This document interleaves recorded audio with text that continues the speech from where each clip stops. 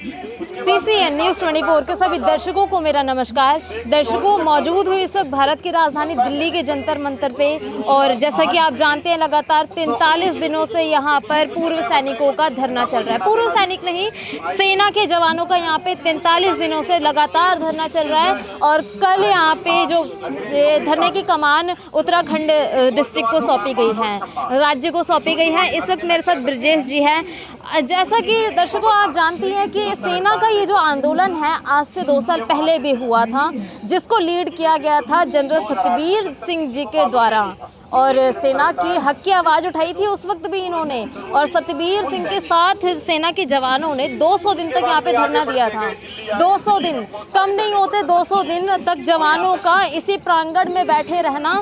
लेकिन आज कुछ स्थिति ऐसी है, 43 दिन हो चुके हैं, जनरल सतबीर सिंह का सा भी यहाँ पे मौजूद नहीं हुआ। एक बार ब्रजेश जी से बात कर लेते हैं, ऐसा क्यों है।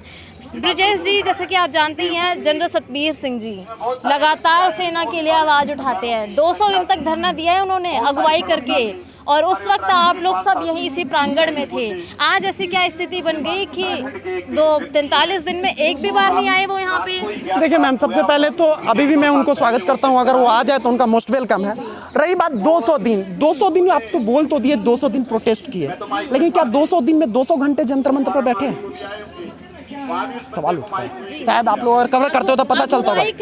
हाँ, अगुवाई करी थी, बहुत अच्छी बात है, अगुवाई करी थी, एकदम भरे हैं। देखिए उन्होंने क्या क्या किया वो मैं आपको बता देता हूँ। उन्होंने हमारे वीर नारी को रोड पे बैठाया 200 दिन, हमारे जवानों को 200 दिन रोड पे बैठाया, हमारे जवानों को भिखमंगा बनाया, हमारे जवानों को कटोरा में हाथ में पकड़ाया, हमारे जवानों को पूरे दुनिया में दिखा दिया कि मेरा जवान भूखा है, मेरा जवान नंगा है, मेरा जवान भिखमंगा है, ये सब दिखा दिए पूरी दुनिया में। अब मिला किसको? किसको मिला? उससे फायदा किसको हुआ? ये कभी जानने की कोशिश किए हैं? आज अगर जो OROP 1 और OROP 2 में जो सरकार दिया, जिसके हाथ में कटोरा था उसके हाथ में नहीं गया।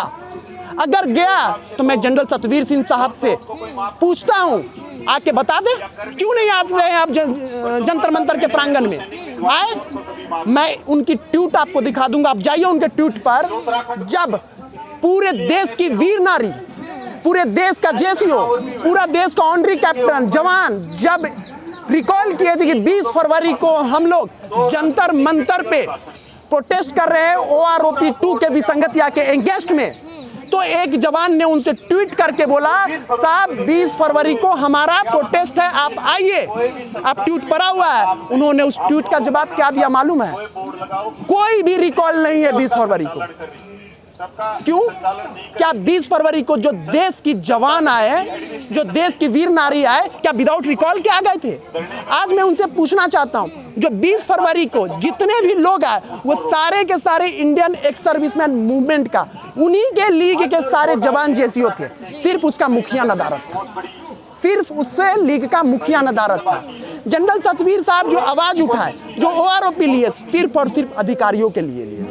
आने वाला समय में अगर 1 रैंक 1 पेंशन को सतबीर सिंह जी की देन है जो OROP 1 लागू हुई थी देश में। एकदम देन है, एकदम सही बोल रहे हैं। धन्यवाद सतबीर सिंह साहब को, जो कि हमारे वीर नारी को मिला 32 रुपया, सुनिएगा, जवानों को मिला 1900-2000 रुपया, और JCO साहब को जिनको की इस प्रोटेस्ट के रीढ़ की हड्डी थे, उनके हाथ में कुछ नहीं।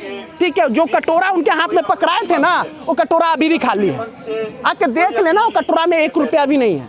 दिया तो हाँ, एकदम दिया ना, मैं बोल तो रहा हूँ ना, धन्यवाद दे रहा हूँ उनको। 43,000 करोड़ रुपया दिया, इसमें कि 32 रुपया बढ़ा हमारे वीर नारियों का, बताया तो मैंने, दिया, धन्यवाद देता हूँ। इस बात के लिए भी उनका OROP 2 में 23,000 करोड़ दिया, ठीक है, वो भी आया, उसके लिए भी धन्यवाद, थैंक्स, कोटि कोटि नमन हो साहब को। देखिए, समझने वाली बात है, जवान JCO वीर नारी सबको हथियार बना के इन्होंने बंद रूम में सरकार के साथ में बैठ के मीटिंग किया। अब एक सवाल मुझे बताइए, जो JCO साहब आज पूरे हिंदुस्तान के डिस्ट्रिक्ट प्रेसिडेंट है, जितने भी हिंदुस्तान में डिस्ट्रिक्ट है उसके अध्यक्ष अगर कोई है तो JCO साहब है, ऑनरी कैप्टन है, ऑनरी लेफ्टिनेंट है।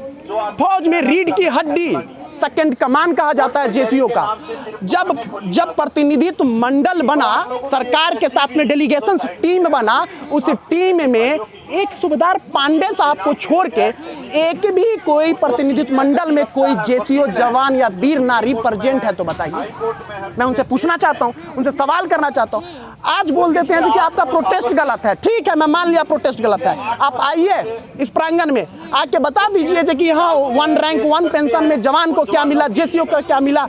ठीक है, जवानों को पीएमआर से बाहर कर दिए आप लोग, वीर नारी को आप इतना बड़ा भेदभाव किए, वीर नारी के साथ में डिसेबिलिटी पेंशन के साथ में भेदभाव किए।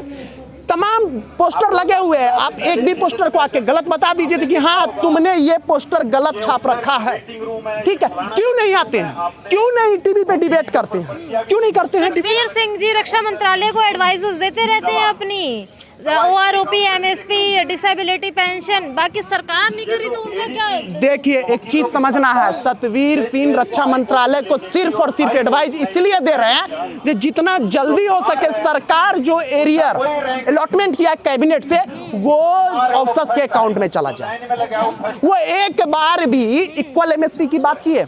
कभी कोई किसी से बात की? जबकि सरकार बार बार बोल रही है कि इक्वल MSP की डिमांड मेरे पास में आएगा तभी तो हम इस पर गहन मंथन करेंगे।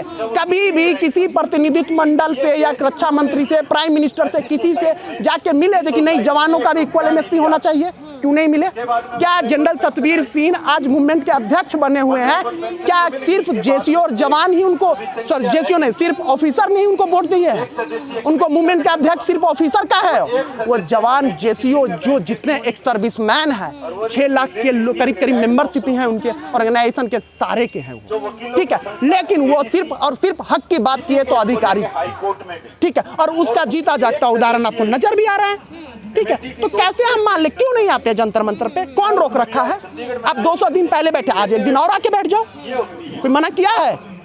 तो मुझे उनसे सवाल है जो कि आप जो ट्वीट करके बोल दिए 20 फरवरी को कि कोई भी मूवमेंट नहीं है, तो ये जो जवान और जेसीओ बैठे हुए हैं ये कौन है, कहां से आए हैं? ये कोई दूसरे प्लैनेट से आ गए क्या? हम लोग दूसरे प्लैनेट में थे ऐसे ना, हम लोग भी इसी प्लैनेट में थे। अरे 12 तारीख की कॉल थी तब भी तो नहीं आए वो अदृश्य। अरे छोड़िए ना, 12 तारीख 20 तारीख अभी आ जाए, चलिए मान लीजिए कि उनके तक मैसेज नहीं गया होगा, आपके चैनल के माध्यम से मैसेज जरूर जाएगा। मैं आज ही रिट्वीट कर देता, एक ट्वीट कर देता उनको, कल आ जाए, मोस्ट वेलकम है।